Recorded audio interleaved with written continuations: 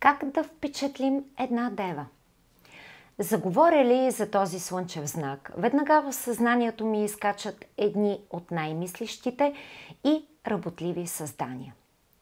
Тях свързвам с неуморимост и критичност, с детайлност и постоянство, присъщо на земните знаци.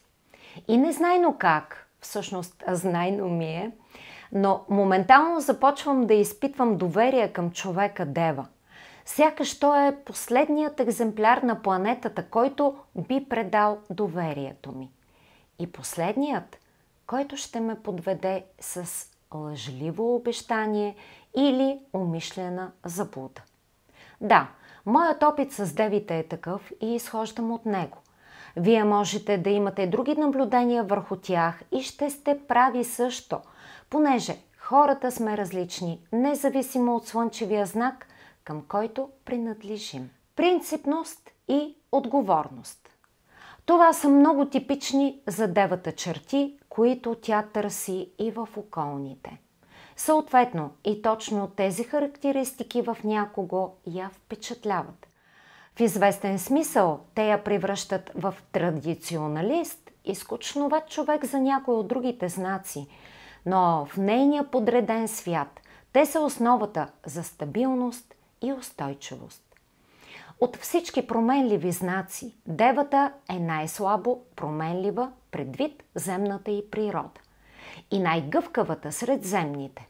Гъвкава, когато става дума за адаптиране към нови условия, за промяна към средата, за усвояване на нови знания, които сравнително бързо и умело да вкара в употреба.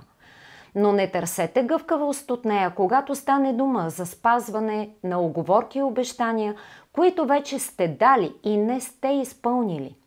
Не се надявайте и на разбиране, ако сте от хората поели някакъв ангажимент, а не сте го изпълнили без основателна причина.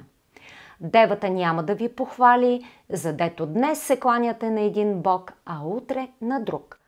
Още по-малко пък, ако прехвърляте собствените си отговорности върху чужди рамене, вашата работа си е само ваша. Работното време е създадено, за да се спазва.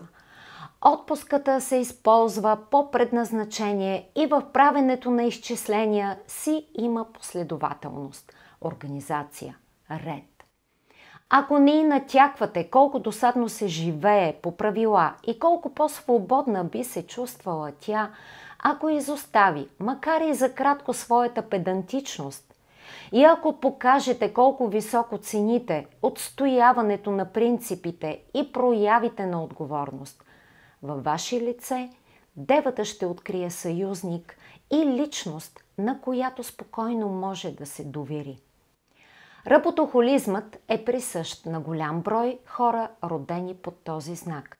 Затова и вие ще й направите впечатление, ако се трудите, вместо да се изтягате на дивана си по цял ден. Трудолюбието е ценност и заслужава уважение в нейните очи. Скромността също. Ще си позволя тук да споделя нещо лично като наблюдение, тъй като в детските си години бях обградена от няколко деви, едната от които участваше активно в отглеждането и възпитанието ми. Това беше моят дядо. Той бе изключително честен и справедлив в оценките си за света и хората. С висок морал и големи идеали, в името на които се беше напъвал да работи цял живот. Не спестяваше на близките си критиките и недоволствата си от нещо. Най-вече от разбитите си идеалистични представи за красивото бъдеще на България и от нашите грешки, естествено. Струваше ми се прекалено суховат, защото почти не го виждах да се усмихва, а в редките моменти, в които това се случваше, причината лежеше в успеха на някой от нас и съответно в повода да се чувства горд. Знаете как децата се дразнят от мрънкащи възрастни. Така и аз не разбирах защо трябва заради него да се съобразявам с някаква си обедна почивка от 2 до 4 часа. Защо трябва първо да си науча уроците и чак тогава да изляза да играя навън с приятелите си. Защо трябва да се прибирам за вечеря и всички заедно да сядаме на масата? И още много такива защо. Всички тези норми ме уморяваха, ограничаваха и досаждаха. Чудих се и на баба ми, която подминаваше усмихната неговите монолози, вместо да го скастри. Сега вече ги разбирам идеално и двамата.